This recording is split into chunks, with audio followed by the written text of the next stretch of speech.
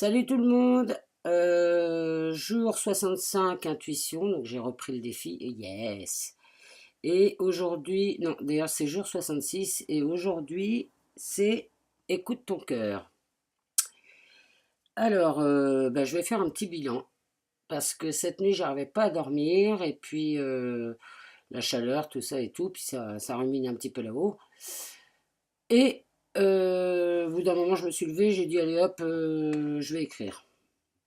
Donc mon intention, je voulais faire un post écrit là, mais je sais pas, je préfère les vidéos, c'est plus direct. J'aime bien me voir, j'ai l'impression de traverser une... C'est plus facile avec la vidéo parce que je traverse un peu le miroir. Et j'adore ça, traverser le miroir. Donc en fait, mon intention de la journée, c'était de retrouver mon énergie de joie dans la douceur. Et mon intuition, c'était mets de l'ordre, range. Voilà. La petite phrase du jour, c'était « Je suis impatiente d'apprendre quelque chose de nouveau. Je pose des questions qui importent. J'écoute en restant alignée. » Et tout ça, je trouve que ça marche assez bien avec mon truc aujourd'hui d'écouter mon cœur. Donc, j'arrivais pas à dormir. C'était une heure du mat, quelque chose comme ça. Et puis, tout d'un coup, il y a une phrase qui m'est venue en tête, comme ça, un peu profonde. Et ça a été « Je ne me sens pas respectée ». Et puis tout de suite après, il y en a une autre qui est venue et c'était ça vient de la non-reconnaissance de mon père de mon identité féminine. Donc ça, c'est pas nouveau. Je pense avoir déjà travaillé là-dessus et je m'accepte de plus en plus tel que je suis parce que je suis. Dire, vous me voyez. Et je suis une très belle personne, telle qu'elle est. Mais néanmoins, je pense que cette part de féminité, j'ai pas besoin d'être en robe avec du joue à lèvres et compagnie pour la sentir, je la sens, elle est là. Par contre, j'ai compris là ces derniers temps que, et c'est pas la première fois que ça m'est envoyé comme son, c'est que cette part de féminité, j'ai presque l'impression que c'est là que réside toute la magie en moi. Comme dirait Sony, réveille la femme sauvage. Moi, je dirais plutôt réveille la magicienne. Donc, c'est vrai qu'en ce moment, depuis un petit moment que je travaille dans ma part lumineuse, j'ai un peu de mal à la ressentir parce que cette part féminine, cette part de magicienne, qui est juste un tout petit voile de rien du tout, ce petit voile, il est là parce que j'ai un manque de confiance en moi. Plus je me rapproche d'elle, moins j'ai confiance. En fait, plus je vais à la racine, quoi. Et cette phrase de la non-reconnaissance de mon père, même si je pense avoir bien réparé tout ça, je pense qu'elle est encore là, quoi. Et c'est plus tellement mon père, c'est moi avec moi. C'est-à-dire que je pense que je me suis tellement identifiée à ce que je devais être pour plaire à mon père, et qui était quand même assez masculin, que du coup, moi-même, maintenant, je pense qu'il y a un petit blocage dans ma tête qui me dit non, chut, tais-toi. Bon, je comprends pourquoi je parle autant, hein. Mais en même temps, il y a l'autre partie qui est donc cette part féminine, je suppose, et qui est en même temps tout mon être, qui est mon cœur, voilà, et qui dit, lui il se marre, hein. Il dit, mais laisse tomber, t'es à des milliards de kilomètres de tout ça, t'as toutes les capacités en main, et voilà quoi, c'est tout. Faut juste dépasser ce petit voile. Alors Manu, je te le dis, hein, ouvre les fenêtres quoi, tu vois, ouvre les fenêtres.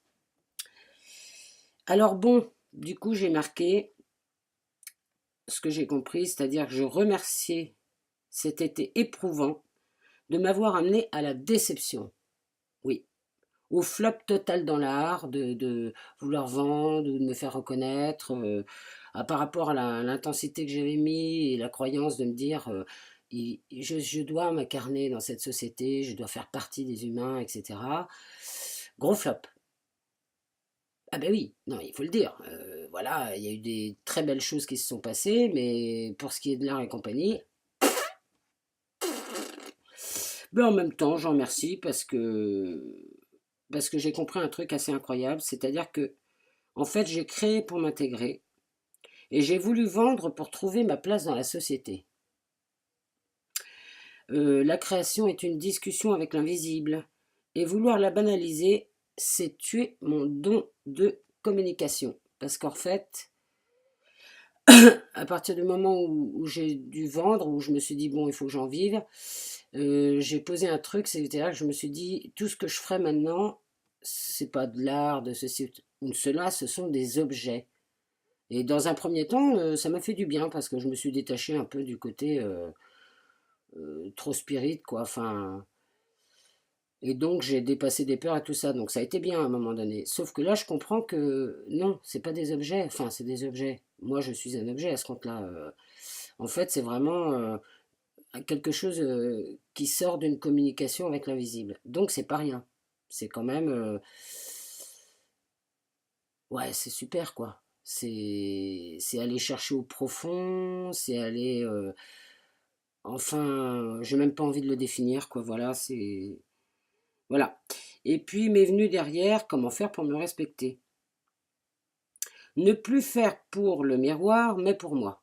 Donc c'est-à-dire le miroir, c'est euh, je ne ressemble pas aux autres, comment je peux faire pour gna gna gna, enfin me servir des miroirs des autres pour trouver ma place. Complètement absurde. Le miroir des autres peut me renvoyer ce qui me touche au niveau émotionnel. Maintenant, ce que je suis, c'est à moi de le découvrir et surtout, c'est à moi de le créer. Ah, bah oui, à quoi ça sert d'avoir une baguette magique, un corps, tout ça, une tête si c'est pour pas créer, non. Moi, j'ai toujours créé ma vie, je suis autodidacte et j'adore ça. Voilà. C'est posé. Si ma coach RSA regarde la vidéo un jour, elle comprendra que je ne rentre pas dans les cases. Voilà. En faisant pour moi, je traverse le miroir et je me ressens relié à tout, à l'infini, et c'est là qu'est ma place. Travailler dans l'invisible, voilà ce que je veux faire. Les soins énergétiques dans la communication invisible. Chaman donc. Communiquer avec les énergies vivantes, vibrantes, rayonnantes, enseignantes, être les mains de la vie, avec le cœur ouvert et l'esprit relié à lui. L'argent, ben, il en faut pour ma part de miroir. Je ferai payer mes soins une somme raisonnable. J'ai mon cabinet à la maison. Je vais désencombrer ma maison sérieusement, établir un nouveau chez moi, un nouvel espace. Parce que 130 mètres carrés de... Moi avant j'étais hyper matérialiste, je le suis moins, mais collectionneuse, etc., etc. Et je me rends compte là, avec la fin de cet été qui, merci gratitude, m'a montré plein de choses, et ben je me rends compte que je suis surchargée. Eh oui, parce que j'ai tellement de créativité dans le fond et de cette énergie féminine, entre guillemets, que j'ai stocké parce que si je devais faire dans l'instant, mais j'avais plus de communication avec personne et je devenais ermite, quoi. Donc, mais là, sauf qu'aujourd'hui, ça y est, j'ai une envie de m'alléger, quoi. Et je pense que c'est ce qui va se passer dans le prochain mois.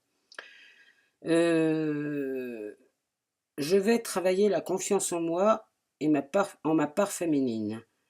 Je vais méditer, me former, m'informer. Ça y est, je suis prête à recevoir de l'argent pour m'aider à me mettre en place. Donc je remercie mes guides de me ramener à mon chemin et à mes anges de veiller sur moi. Et une petite note, c'est surtout je vous remercie vous parce que tout ce travail qui, oui, a un effet miroir entre nous, hein, ça c'est certain.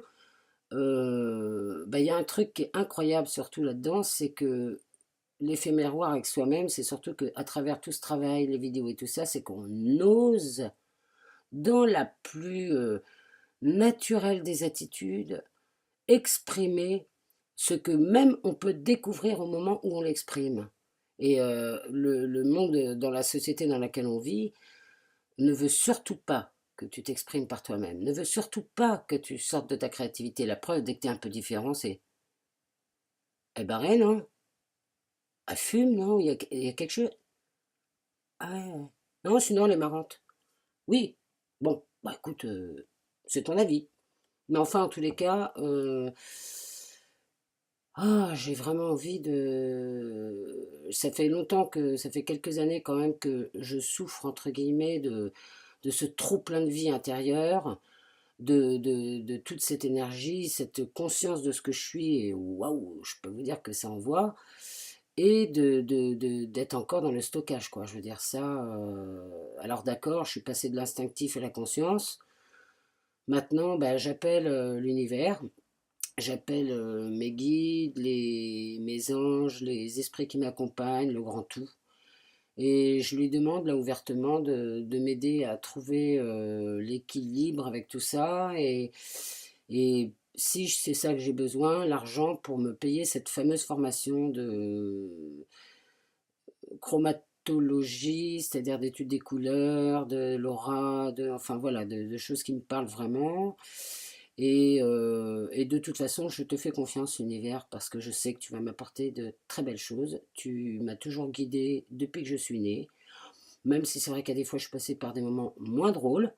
Mais je vous dis, hein, finalement, les moments moins drôles, bah, quand c'est au pied du mur on voit le mur, quand t'en as marre des moments bien drôles, t'es obligé de te dire à un moment donné, bon, remise en question, qu'est-ce qui se passe? Est-ce qu'il y a problème? Est-ce que ce problème n'est pas plutôt une solution? Ah, c'est ça que j'adore. Enfin voilà quoi, c'était une petite vidéo bilan de Manu Coignard, de Emmanuel Coignard, et je vous fais des gros bisous. Bisous, bisous, bisous, je vous embrasse très fort.